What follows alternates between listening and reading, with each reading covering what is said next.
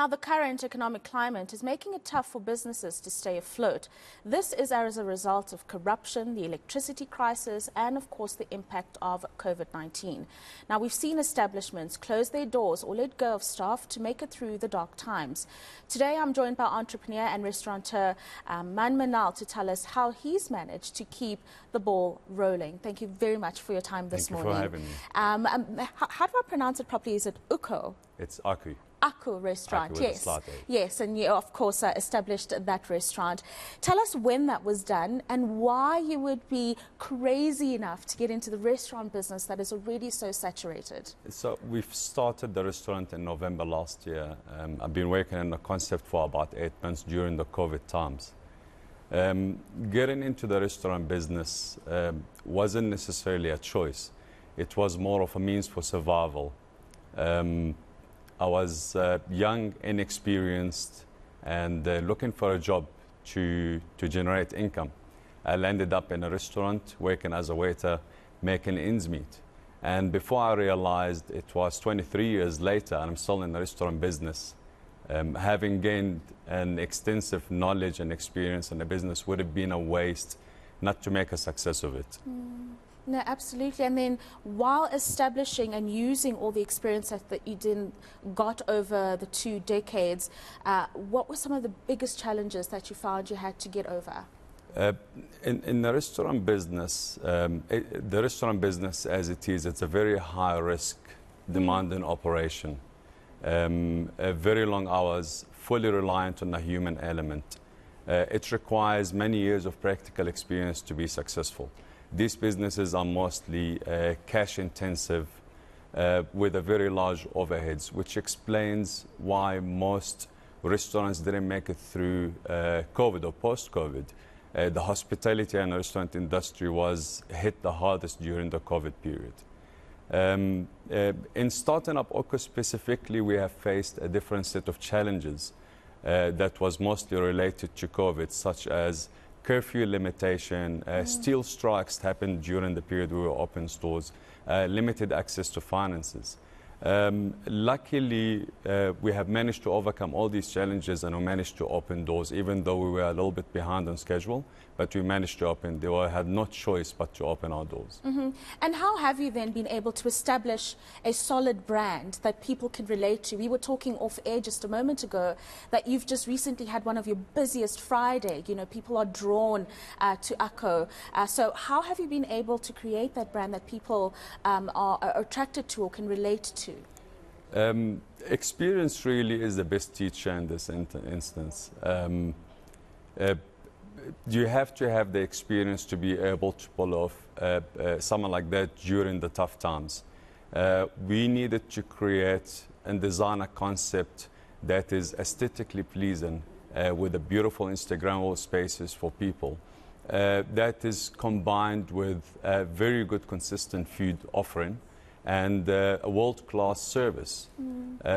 We needed to meet all elements of the restaurants, which many restaurants failed to deliver that. In a very short period of time, I can comfortably say that Oko has become a community of its own. It absolutely has. And that kind of relates to the kind of target market you had envisioned when you were opening the restaurant. Was there a specific patron that you were looking to attract, or was it a space for anybody who loves a good plate of food to come and enjoy? So throughout the years, I personally felt that there is a gap in the market between the high-end luxury and a casual dining, specifically sit-down restaurants. There was a gap there, and I felt that there is a need to fill in that gap. During the time we were conceptualizing Aku, we have made sure that Aku is positioned to fill in that gap in the market. Our vision was to provide our customer with an excellent dining experience. We have a culture that's focused around good dining experience, attention to details, and customer service. In this case, our vision was not to settle for average. and it wasn't an option for us to be an average in terms of what we offer. And tell us about that dining experience. What is a potential patron looking forward to when they decide to go visit Akko? It starts from receiving our clients at the door. When you walk through that door, you have to be acknowledged and you have to be treated as if you are the only client at the store. You have to feel important. From the time you sit down, all the small little details that we add to your experience, from being hands-on operation, which I operate the restaurant by myself with a very highly skilled team that operates with me and been with me for so many years. The level of attention to details that we have, it can be insane sometimes because we are very focused on our customer experience. It's not only a plate of food that's served to client, but it's how it's delivered, how it's packaged, how it's served, and not leaving the client to need anything else. Obviously, the consistency in food and service is a key. We have to be consistent in terms of what we offer. So that requires a lot of attention whether it's behind the scenes or on the floor.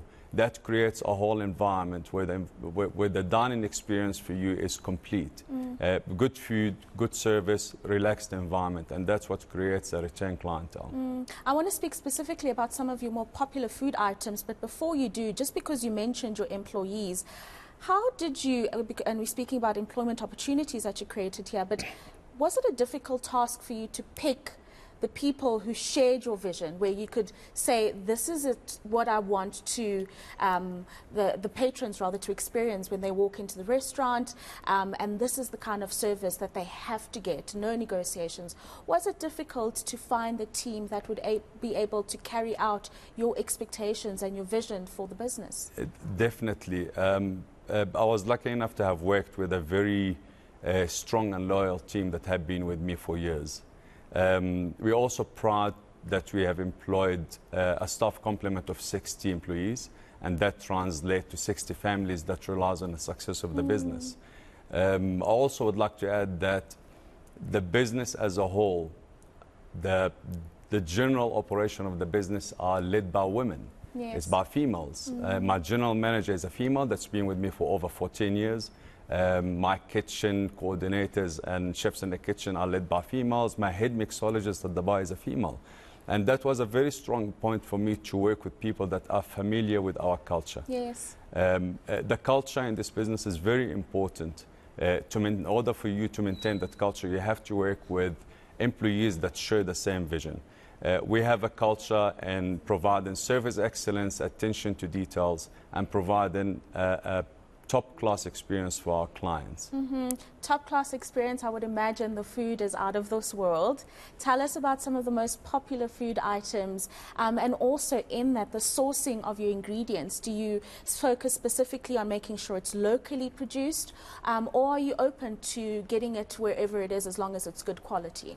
90% of our items are locally produced. The key in our offering is simplicity. We offer very simple food. It's not complicated. Our biggest selling items, and I draw out to the business actually, it's the sushi. We have modified our sushi offering in a way to make it modern and also appeals to the South African market. And also it's very pleasing. It's an Instagrammable food. All other items, the type of sauces that we use and the ingredients, it's very simple and it's made fresh on a spot. We do not pre-make our items. Whether it's the whole fish that we serve or the sushi or the salads, all our items are freshly produced and prepared per order. That makes it very unique. And then just a final one from you, Man. Growth opportunities. You're doing extremely well in the Bryanston area where you have established the restaurant. Any other places in South Africa that you want to enter the market? Maybe even the rest of the African continent if you think there might be an appetite? In my opinion, that's my personal opinion, not every successful business is a franchisable model, and that's where most people go wrong. They feel there's a successful business, busy, let's franchise it. Not all businesses are franchisable. Remember, every restaurant at a specific location has an element of attraction to it. And that restaurant, it has the location that is attractive, operated by key individuals that makes it unique. However, we are on the lookout for other opportunities to create different concepts that fall within the same umbrella. And basically we copy-paste the culture rather than the food and the menu item and the brand. And so we are looking for new opportunities to create new concepts and create more opportunities in the hospitality and entertainment industry. Thank you so much for your time this morning, man. Thank you for Such an having me. interesting conversation and some really great advice for people who are looking to get into this specific industry.